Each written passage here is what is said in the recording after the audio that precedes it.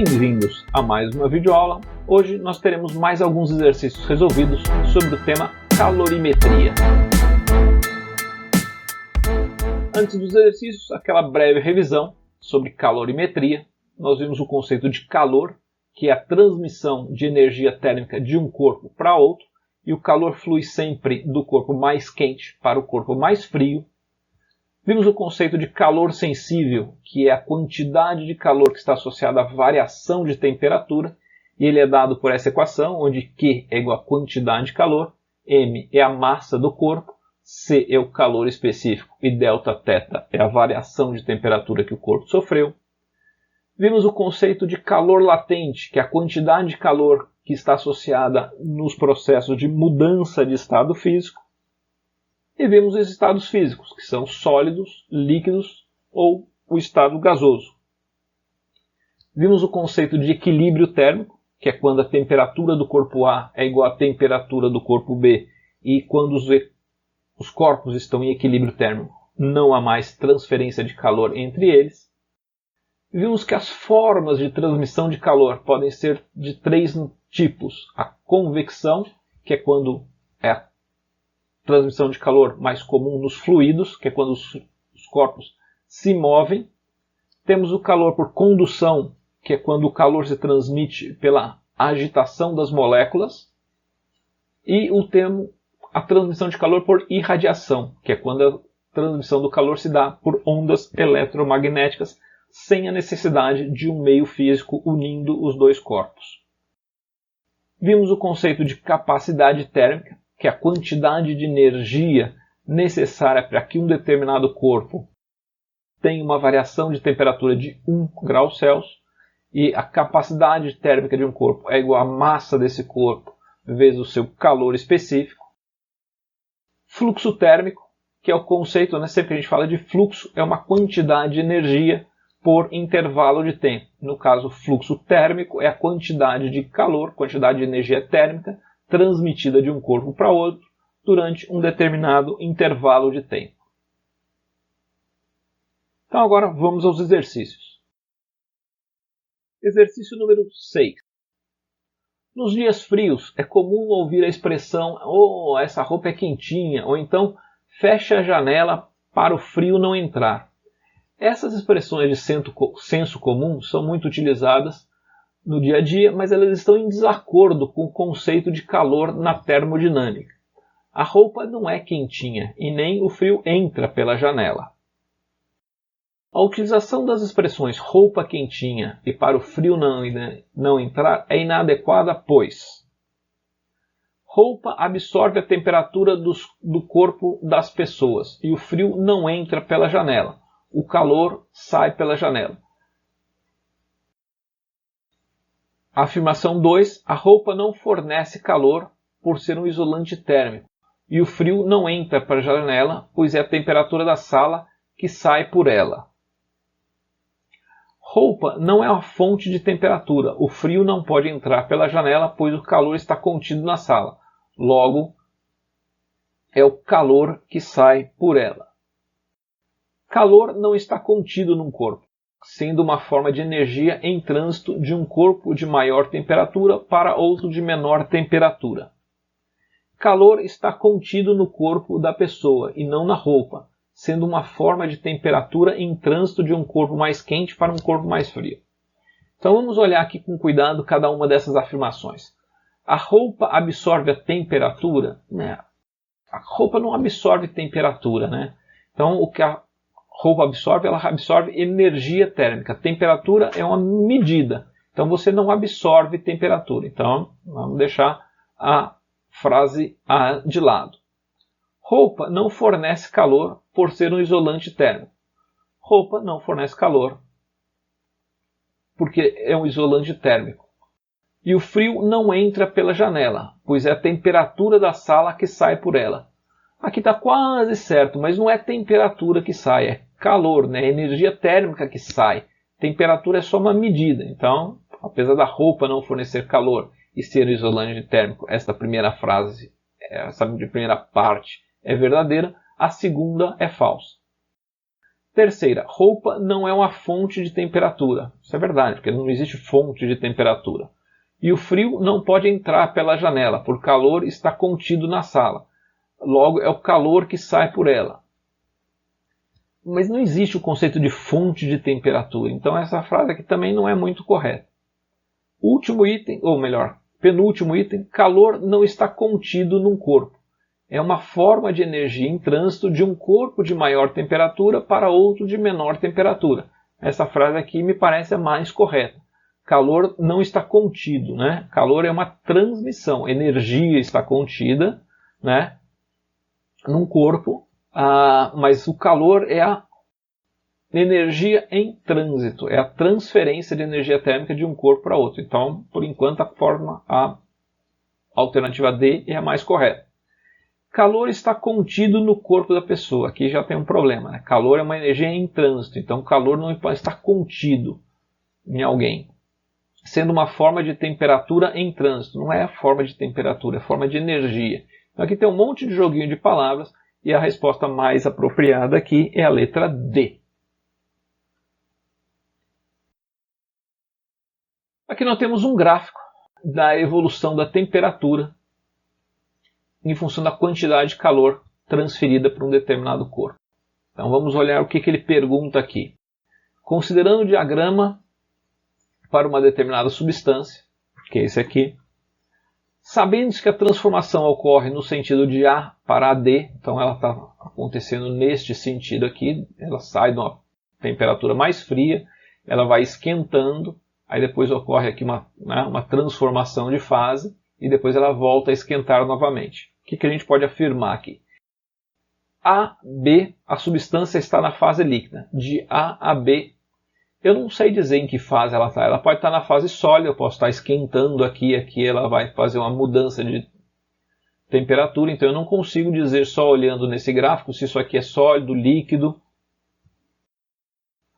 BC está ocorrendo fusão ou vaporização. De B a C está acontecendo sim uma mudança de fase. E aí pode ser fusão ou pode ser vaporização. Se aqui estivesse em sólido e aqui iria para líquido, então aqui estava tendo fusão. Se aqui tivesse líquido e aqui em gasoso, poderia ser vaporização. Então, por enquanto, B me parece a resposta mais apropriada. CD há apenas vapor. De C a D não consigo dizer isso, porque se aqui fosse sólido, aqui seria líquido. Então poderia ser completamente líquido. Essa C não consigo afirmar isso. BC há uma mistura de líquido e vapor. BC, aqui eu tenho uma mistura de dois estados, mas pode ser líquido e vapor ou pode ser sólido e líquido. Então essa afirmativa também não é verdadeira. No último, CD está correndo transição de fase. CD, não. Aqui está acontecendo elevação de temperatura. A mudança de fase, transição de fase, acontece a temperatura constante. Então, a alternativa mais apropriada aqui é a alternativa C, que diz que entre os pontos... Aqui, alternativa B, que diz que entre os pontos B e C está ocorrendo fusão ou vaporização, que é quando eu tenho aqui um patamar no gráfico de temperatura versus quantidade de calor, a temperatura aqui se mantém constante. Então, resposta correta, letra B. Exercício número 8. A elevação da temperatura das águas de rios, lagos e mares diminui a solubilidade do oxigênio, pondo em risco as diversas formas de vida aquática que dependem deste gás. Se essa elevação de temperatura acontece por meios artificiais, ou seja, em função da ação humana, dizemos que existe poluição térmica. As usinas nucleares, pela própria natureza do processo de geração de energia, podem causar esse tipo de poluição, ou seja, o aquecimento da água dos leitos, dos rios, mares ou lagos que estão próximos a elas. Que parte do ciclo da geração das energias de usinas nucleares está associado a esse tipo de poluição? Então aqui ele dá algumas partes do processo de geração de energia nuclear. Tem primeiro fissão, tem condensação do vapor d'água ao final do processo, tem conversão da energia das turbinas nos geradores, aquecimento da água líquida para gerar vapor d'água, e lançamento do vapor d'água para as pás das turbinas. Então agora aqui, todos esses processos aqui são verdadeiros, eles acontecem. A pergunta que ele está fazendo aqui é qual desses aqui causa elevação na temperatura da água dos rios.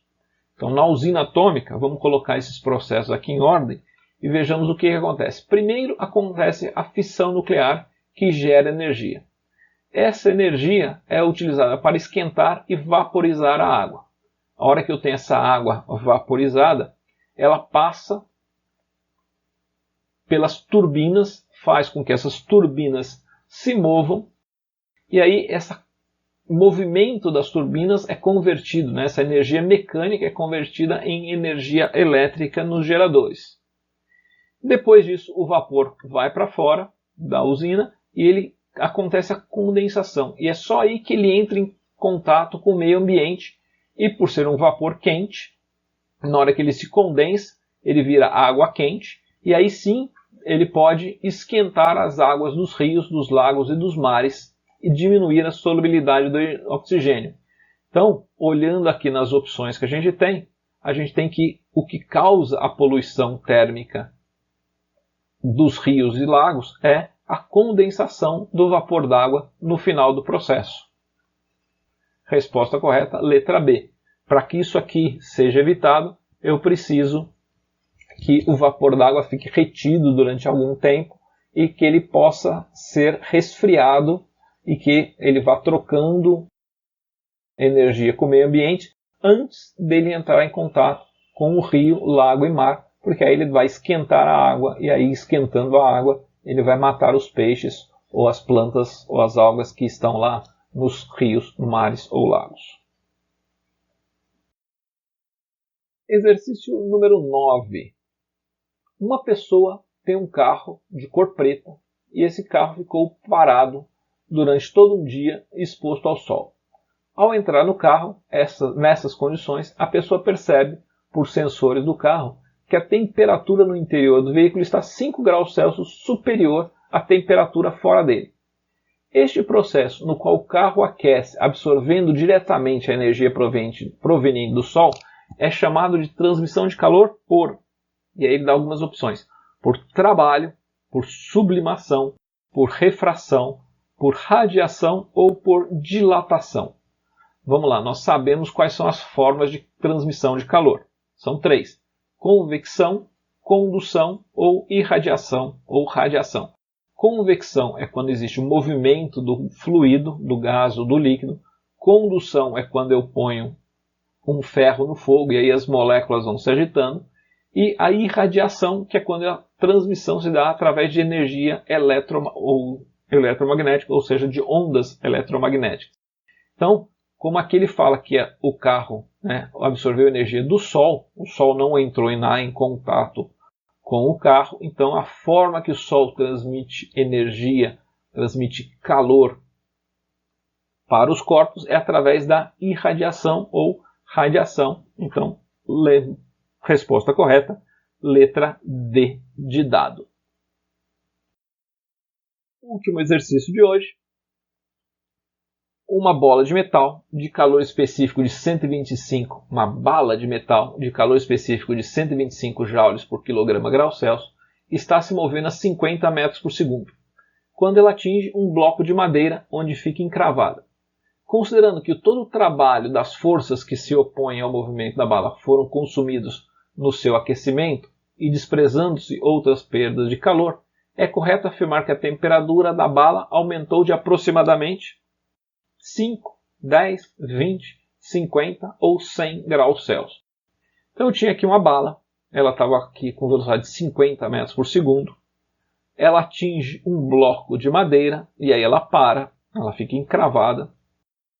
E os dados que me foram fornecidos aqui que V igual a 50 metros por segundo e o calor específico do material da bala é de 125 joules por quilograma grau Celsius. O que nós sabemos? Nós sabemos que aqui houve um processo de conversão de energia. A energia cinética da bala se transformou em energia térmica que provocou o aumento da temperatura da bala. Energia cinética é 1/2 de mV ao quadrado e a gente sabe que a energia, quando ela se ela provoca elevação da temperatura, ela é dada por esta equação aqui, que é do calor sensível. Quantidade de calor ou quantidade de energia é igual a m vezes c vezes Δθ, massa, calor específico, variação da temperatura. Então agora é só igualar energia cinética da bala igual a quantidade de calor usada no aquecimento. 1/2 de mv ao quadrado é igual a mc Δθ. M vai embora de um lado e de outro, fica meio de v ao quadrado igual a c Δθ. Meio de 50 ao quadrado igual a 125 Δθ. 50 ao quadrado é 2.500, dividido por 2 vezes 125, que é 250. Δθ igual a 10. 10 o quê? Δθ igual a 10 graus Celsius. Resposta correta, letra B.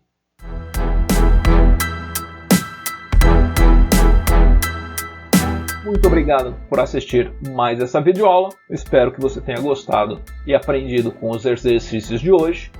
Se você ficou com alguma dúvida, entre em contato conosco, mande-nos uma mensagem ou reveja as videoaulas com a teoria. Grande abraço e até a próxima videoaula.